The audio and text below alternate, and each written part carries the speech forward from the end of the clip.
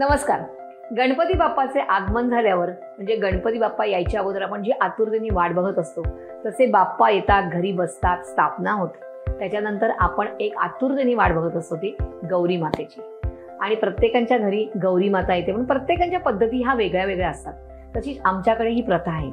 माझं लग्न झालं, मी घरी आली तेव्हा पहिल्या वर्षीचा जो सण होता गणपती गौरीचा, तेव्हा माझ्या सासूने सांगितलं की आपल्याकडे गौरी माता आल्यावरती आपण तिला घरात घेतो, तिचं पूजन करतो आणि त्यानंतर आपण तिला बसवल्यावर म्हणजे ती माहेरवाशी नसते आणि त्या गौरी मातेसाठी आपण एक नैवेद्य करतो आणि ते असतं ढेबरं आणि माठाची भाजी. प्रत्येकाच्या वेगवेगळ्या पद्धती असतात आणि ते इतकं सुंदर लागतं. तर आज मी तुम्हाला दाखवते ढेबरं, केळ्याचं ढेबरं आणि माठाची भाजी. तर सुरुवात करूया आपण माठाच्या भाजीपासून.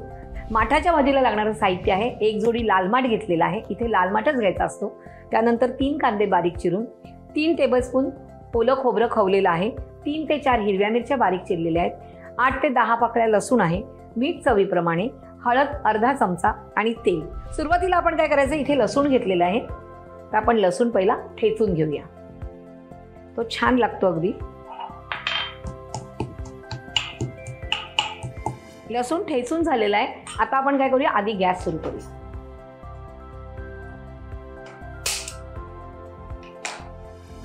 आता आपण सगळ्यात प्रथम घेऊया 3 टेबलस्पून तेल. इथे मी लसूण ठेचून घेतलेला आहे, पण तुम्ही हाफ क्रश करून घेतला तरीही चालणार आहे. तेल छानपैकी तापून द्यायचंय.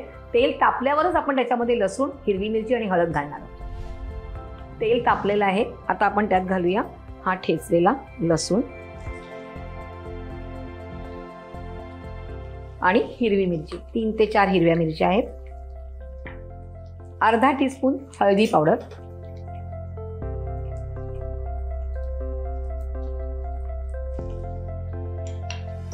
थोडंसं मिक्स करून घ्यायचंय. थोडा लसूण लालसर व्हायला पाहिजे.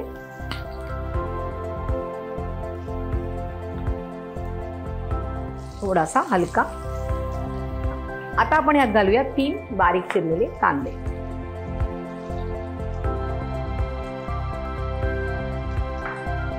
आणि घालूया मीठ चवीप्रमाणे. आता इकडे माझी टीप आहे स्वतःची, म्हणजे कांदा घातला ना की मी शक्यतो त्याच्यावरती मीठ घालते, म्हणजे कांदा शिजायला वेळ लागत नाही.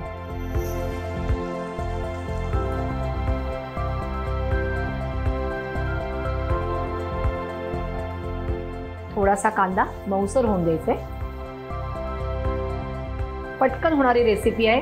फक्त मी एवढंच सांगेन तुम्हाला की प्रत्येक रेसिपी ही एकदम पटकन होते जेव्हा तुम्ही पूर्व तयारी करून ठेवतात तेव्हा. नाहीतर नेहमी मला असे कमेंट्स असतात की ताई तुमची रेसिपी का पटकन होते, आमची का होत नाही. कारण तुम्ही काय करतात, रेसिपी सुरुवात करायला घेतली की मग ती माठ असेल किंवा काही भाजी असेल ती कापणार, मग कांदा चिरणार, मग टोमॅटो चिरणार, मग अशा वेळेला ती रेसिपी व्हायला खूप वेळ लागतो तुम्हाला. आणि शक्यतो सणासुदीच्या दिवशी तर आपण अशी सगळी तयारी केली तर फार उत्तम. कांदा थोडा होऊन द्यायचे, 2 मिनिटं वाट बघायचे. आपण ह्याच्यावर झाकण देऊया आणि वाट बघूया 2 मिनिटं. बघूया कांदा थोडा मऊ झालाय का.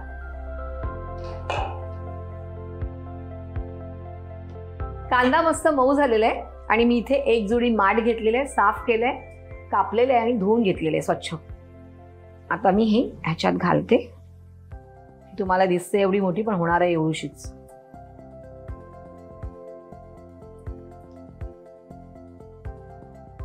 मस्तपैकी लाल माठ आहे. कलर बघा खूप सुरेख.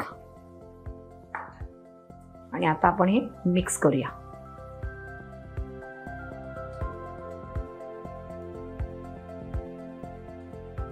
अलगद मिक्स करायचंय, नाहीतर मग ते सांडतं आणि लगेच ती नरम पडते. म्हणजे अशी एकदम अशी मऊ होते ती शिजल्यावरती, ती पानं जी असतात ती, आणि अगदी आरते ती भाजी, कमी होते खूप.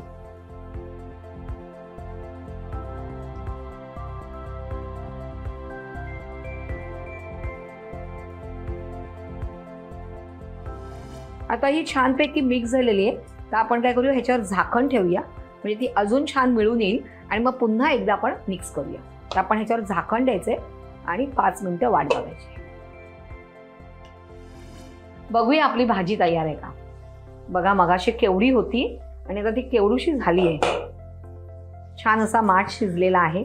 आता आपण काय करायचं, आपण आता ह्याच्यावरती खोबरं टाकायचंय. ओलं खोबरं आपण जे घेतलंय ते घालूया.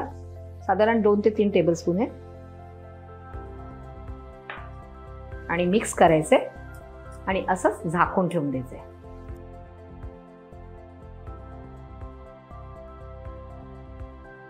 माठाची भाजी करण्यासाठी लागणारं साहित्य आहे: 1 जुडी बारीक चिरलेला लाल माठ, 3 कांदे बारीक चिरलेले, 2 टेबलस्पून ओलं खोबरं, 3 हिरव्या मिरच्या, 7 ते 8 लसूण पाकळ्या, चवीनुसार मीठ, अर्धा चमचा हळद, 3 टेबलस्पून तेल. लाल माठ करण्याची कृती आहे: सुरुवातीला लसूण बारीक ठेचून घ्यावा. नंतर एका पॅनमध्ये तेल गरम करून त्यात ठेचलेला लसूण, हिरव्या मिरच्या आणि हळद घालून लसूण लालसर होईपर्यंत परतून घ्यावा. त्यानंतर त्यात कांदा घालून कांदा लवकर शिजण्यासाठी त्यात चवीनुसार मीठ घालावं. कांदा शिजल्यावर त्यात बारीक चिरलेला लाल माठ घालून भाजी परतवून घ्यावी. माठ शिजला की त्यावर खोबरं घालून भाजी परतून घ्यावी आणि सर्व्ह करावी. माठाची भाजी आपली झालेली आहे. आता आपण बघूया केळ्याचं ढेबरं कसं करायचं. तर त्यासाठी लागणारं साहित्य आहे: 1 मोठा बाउल घेतले मी गव्हाचं पीठ, छोटं बाउल म्हणजे अर्धा आहे गूळ आणि पाणी मिक्स करून ठेवलेलं आहे, तेल 2 ते 3 टेबलस्पून, 2 चिमूटभर आपण मीठ घेणार आहोत आणि 2 केळी. तर आता सुरुवात करूया. सगळ्यात प्रथम आपण केळी घेऊया आणि थोडीशी पिकलेली केळी घ्यायची, कच्ची केळी घ्यायची नाही आहेत अजिबात. जेवढं पिकलेलं केळं असेल ना तेवढं ते ढेबरं खूप छान लागतं.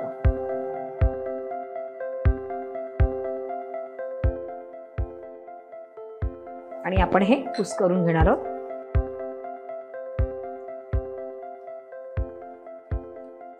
म्हणजे हे तुम्ही एरवीही करून खाऊ शकतात, तरीही छान लागतं.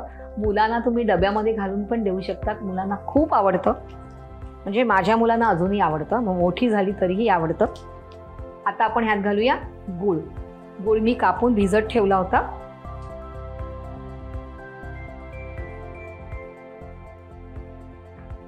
दोन चिमूट मीठ.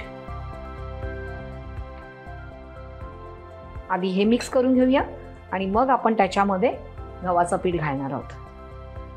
म्हणजे थोडा काय गूळ जो असेल तो छान असा मोडून घ्यायचा आपण.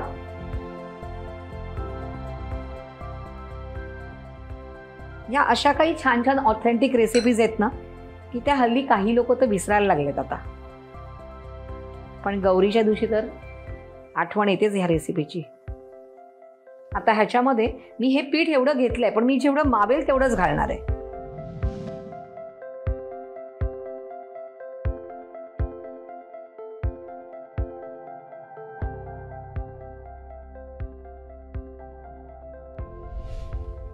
मी म्हटलं ना तुम्हाला की आपण घेतलंय खरं एक ही वाटी पूर्ण, पण तेवढं लागणार नाहीये. हे साधारण आपण अर्धा वाटी घेतलेलं हे पीठ. गव्हाचंच पीठ घ्यायचं, ह्याला मैदा वगैरे काही घ्यायचं नाहीये. आणि हे असं नाहीये की तुम्ही करून ठेवायला पाहिजे वगैरे, असं अजिबात नाहीये. आता आपलं हे मिक्स झालेलं आहे. हे मिक्स केल्या केल्या लगेचच आपल्याला करायचंय. आपण फ्राय पॅन घ्यायचंय आणि गॅस सुरू करूया.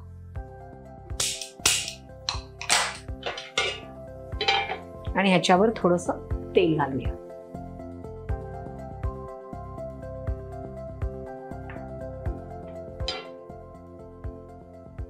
तेल सगळीकडे छान पसरून घ्यायचंय. सगळीकडे छान असं तेल पसरलं गेलं पाहिजे. तर मी ब्रशच घेते आणि तो छान असं पसरून घेते सगळीकडे. आता हे तुम्ही घालणार ह्याच्यावरती तेव्हा गॅस स्लो ठेवायचा आहे.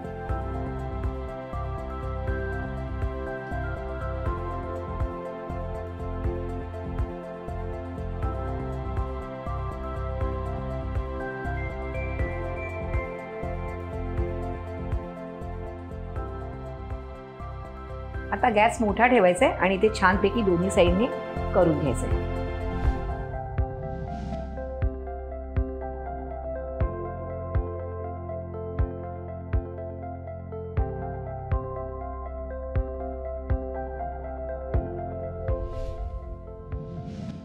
आता आपण हे पलटून घेऊया.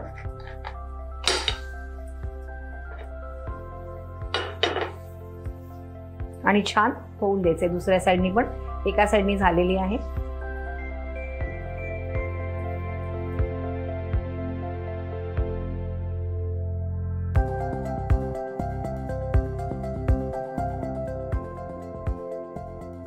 दुसऱ्या साईडनी पण झालंय का बघूया. येस, झालेलं आहे. आता आपण हे काढून घेऊया आणि अशा प्रकारे आपण बाकीची ढेबरे पण करून घेऊ.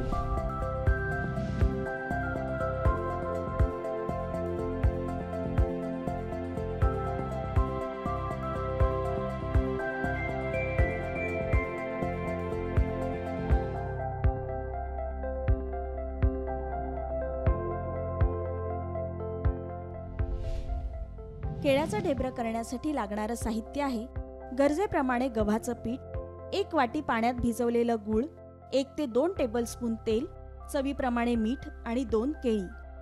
केळ्याचं ढेबरं करण्याची कृती आहे 2 केळी घेऊन ती कुस्करून घ्यावीत. त्यात पाण्यात भिजत ठेवलेलं गूळ घालून त्यात 2 चिमूट मीठ घालावं. या मिश्रणात साधारण अर्धा वाटी गव्हाचं पीठ घालून मिश्रण एकजीव करून घ्यावं. एका पॅनमध्ये तेल पसरवून त्यावर ढेबरं थापून घ्यावं. ढेबरं दोन्ही बाजूने छान तळून घ्यावं. केळ्याचं ढेबरं छान शिजलं की ते माठाच्या भाजीसोबत सर्व करावं. केळ्याचं ढेबरं आणि लाल माठाची भाजी हा आमच्याकडे असलेला गौरी मातेचा नैवेद्य खूप वेगळा तुम्हाला वाटला असेल तर तुम्ही करून बघा. मला कमेंट्समध्ये कळवायचं आहे, नक्की कळवायचं आहे हां. आणि लोकशाही न्यूज पाहत राहायचं आहे.